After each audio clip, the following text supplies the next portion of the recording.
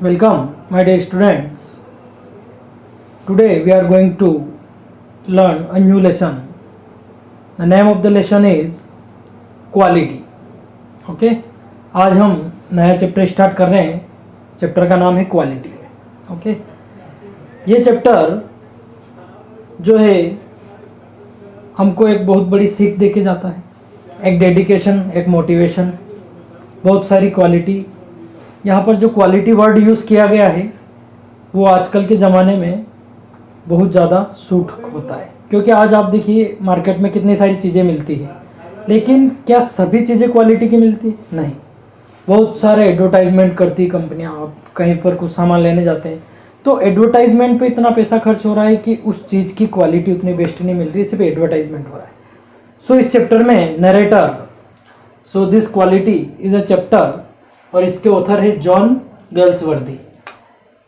ये जो ऑथर है जॉन गेल्सवर्दी, इन्होंने बहुत ही अच्छे तरीके से इस चैप्टर को नरेट किया है. सो हम यहाँ पर इन्होंने इन्हीं की दृष्टि से इनको हम नरेटर बोलेंगे. सो नरेटर मीन्स हमारे ऑथर. ठीक है, इस पोइट के, इस लेसन के जो ऑथर है क्वालिटी के, जॉन गेल्सवर्दी, जो कि नरेटर हैं, इन्होंने देखा सबसे पहले चैप्टर की स्टार्टिंग में एक क्वेश्चन उठता है कि क्या ना शू मेकर भी कॉल्ड एन आर्टिस्ट. एक जो जूते बनाने वाला जो व्यक्ति होता है, क्या हम उसको एक आर्टिस्ट बोल सकते हैं? और शू मेकर कैन बी आर्टिस्ट. क्या एक शू मेकर एक आर्टिस्ट हो सकता है? हो सकता है.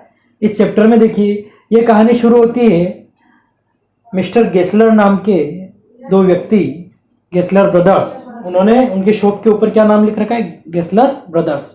दुकान पे कोई ज़्यादा शो शाट नहीं है. उनकी जो शॉप है उसके ऊपर एक बोर्ड लगा हुआ है, बोर्ड पे गेस्लर ब्रदर्स लिखा हुआ है. सो मिस्टर गेस्लर जो है वो जर्मन शू मेकर है और वो सेटल्ड इन लंदन. वो लंदन में सेटल्ड हो गए हैं, जहाँ पर उन्होंने अपनी एक शॉप बनाई है.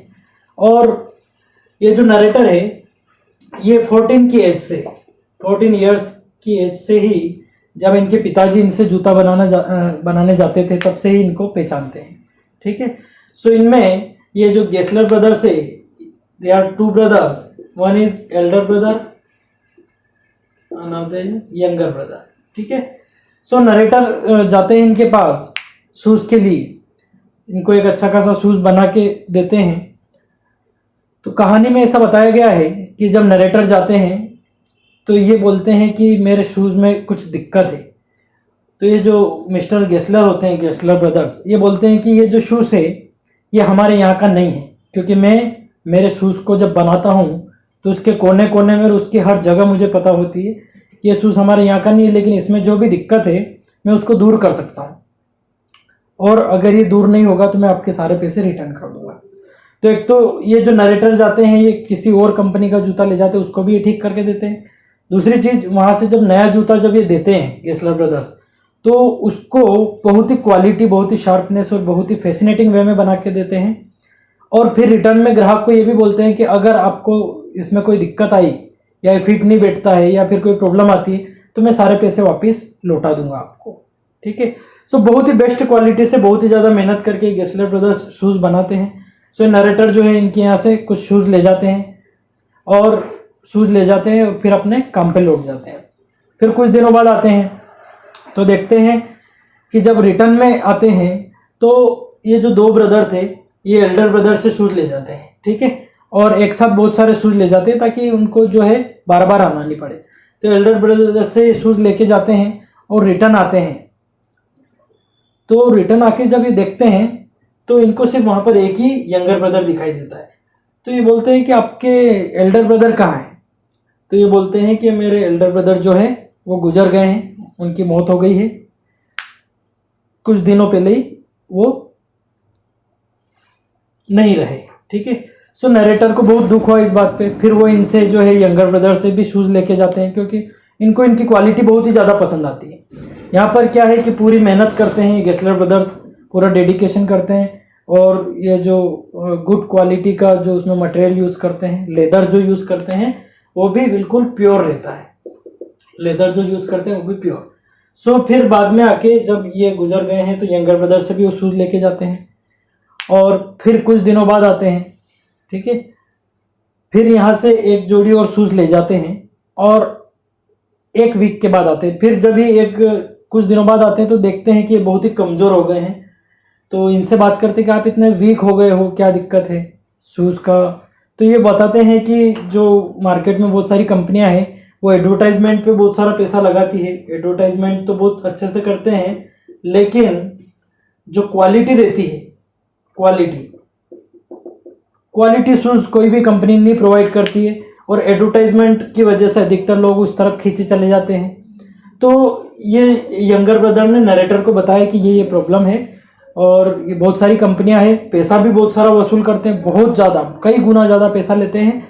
और उस जो पैसे की क्वालिटी, उस क्वालिटी के हिसाब से आपको मटेरियल, आपको शूज़ और आपको प्रोडक्ट भी प्रोवाइड नहीं करते हैं।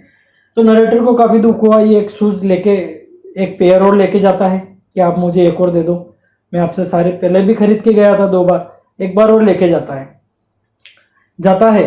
उसके एक वीक बाद फिर लौट के आता है कि इतने बढ़िया क्वालिटी के शूज़ बना के दे रहे हैं, तो क्यों ना मैं ग्रेटिट्यूड उनका धन्यवाद अदा करने के लिए ये नरेटर फिर से इन गेसलर ब्रदर के यहाँ पर जाता है। तो ये जो शॉप है इनके बाहर, इस शॉप के बाहर जो पहले गेसलर ब्रदर्स का जो बोर्ड लगा हुआ था, अब इस बार वो बोर्ड भी लगा हुआ नहीं है, वहाँ बोर्ड भी नहीं है। जब ये नरेटर जाते हैं वहाँ पूछते हैं तो वहाँ एक व्यक्ति निकलता है कि हाँ आइए, आपको क्या काम है। तो बोलता है कि मिस्टर गेसलर कहाँ है। तो बोलता है कि मिस्टर गेसलर नहीं है, आप बताइए क्या काम है, क्या मिस्टर गेसलर कहाँ है। तो बोलता है कि वो भी मर गए, मतलब पहले एल्डर ब्रदर की मौत हो चुकी है, अब यंगर ब्रदर भी वो भी डेड हो गए। तो ये बोलते हैं कि क्या हुआ। तो वो जो व्यक्ति जो निकलता है वो बोलते हैं कि हमने यहाँ पर इसको ऑन पे लिया है और वो जो यंगर मिस्टर गेसलर हैं वो भी मर चुके हैं और उनका मेन मौत का कारण स्टारवेशन। कितने दुख की बात है, बहुत ज़्यादा दुख की बात है। स्टारवेशन मतलब होता है भूखमरी। यानी ये जो गेसलर ब्रदर थे, इन्होंने बहुत ज़्यादा डेडिकेशन के साथ इतना काम किया। ये क्वालिटी का लेदर लाते थे और पूरी मेहनत से बनाते थे और इतना बनाते रहते थे कि वो खाना भी ढंग से नहीं खा पाए, उनकी रोजी रोटी भी नहीं चल पाई। क्यों? क्योंकि उनका सारा जो पैसा जो आता था वो या तो लेदर में या फिर रेंट में चला जाता था। अच्छी क्वालिटी का लेदर लाते थे या रेंट जो उनके शॉप का था उस पर चला जाता था। तो इसलिए जो भूखमरी के कारण ये यंगर ब्रदर भी ख़त्म हो गए। तो पोइट को काफ़ी दुख हुआ, नरेटर को काफ़ी दुख हुआ और उस व्यक्ति से, जो व्यक्ति अटेंड करने आया था जिसने अब ये दुकान ले ली थी, तो ये बोला कि हाँ he made good boots. Last में जो एक सेंटेंस बोल के जाते हैं, ही मेड गुड बूट्स। क्या sentence? He made good boots. उन्होंने अच्छे जूते बनाए। सो कुल मिला के ये वो लोग थे जिन्होंने अपने काम के लिए पूरी लाइफ कुर्बान कर दी। यानी ये शू मेकर थे। आज के ज़माने में इस फैशन को, इस प्रोफेशन को बहुत ही कमज़ोर माना जाता है, लेकिन इन व्यक्ति ने, यहाँ पर ऑथर ने देखो कितने अच्छे से वर्ड में इन फीलिंग्स को पिरोया है कि ये जो ऑथर है, शू मेकर है, पर ये एक आर्टिस्ट से कम नहीं थे, क्योंकि इनके जूते में वो क्वालिटी रहती थी, है ना, गुड क्वालिटी का लेदर यूज़ करते थे और पूरा डेडिकेशन के साथ उसको बनाते थे। और जब देते थे किसी को तो गारंटी के साथ देते थे कि हम पैसा वापस लौटा देंगे अगर कोई दिक्कत आई। तो नरेटर को काफ़ी दुख हुआ और उसने देखा कि जो इतने क्वालिटी से काम कर रहे हैं वो भूखमरी के कारण गए हैं, क्योंकि वो सारा पैसा या तो रेंट में चला जाता है या गुड क्वालिटी के लेदर में चला जाता। लेकिन बाकी कंपनी क्या कर रही है आजकल कि वो एडवर्टाइजमेंट करके पैसा, कई गुना ज़्यादा पैसा लेते हैं और अच्छी क्वालिटी का भी आपको ये नहीं दे रहे। तो इस तरीके से ये लेसन है, बहुत ही अच्छी तरीके से ऑथर ने लिखा है इसको और काफ़ी दुख भरी कहानी है देखा जाए तो। लेकिन यहाँ पर एक क्वालिटी जो वर्ड है, इसको डेडिकेशन दिया गया है कि इस क्वालिटी को बरकरार रखने के लिए इन्होंने अपनी पूरी लाइफ न तो लोगों के साथ विश्वासघात किया, न लोगों को लूटा, और पूरा मेहनत के साथ में इन्होंने अपने प्रोडक्ट जो दिए हैं, अच्छी क्वालिटी का लेदर लगा के शूज़ बनाना, और शूज़ को भी ऐसे नहीं कि एक छोटा मोटा काम कर रहे हैं, उसको भी एक आर्टिस्ट की तरह बैठ के दिन रात मेहनत करना, ये सब करते हुए वो लोग स्टारवेशन की वजह से ख़त्म हो गए। ओके, सो ये आपका पूरा लेसन है। आज के लिए इतना ही काफ़ी है। आप लोग इसको लाइन बाय लाइन अच्छे से, you have to go through the book line by line. आपको अब स्टोरी अच्छे से समझ में आएगी जब आप लाइन बाय लाइन इसको वर्ड बाय वर्ड पढ़ेंगे। ठीक है, ओके, बाय।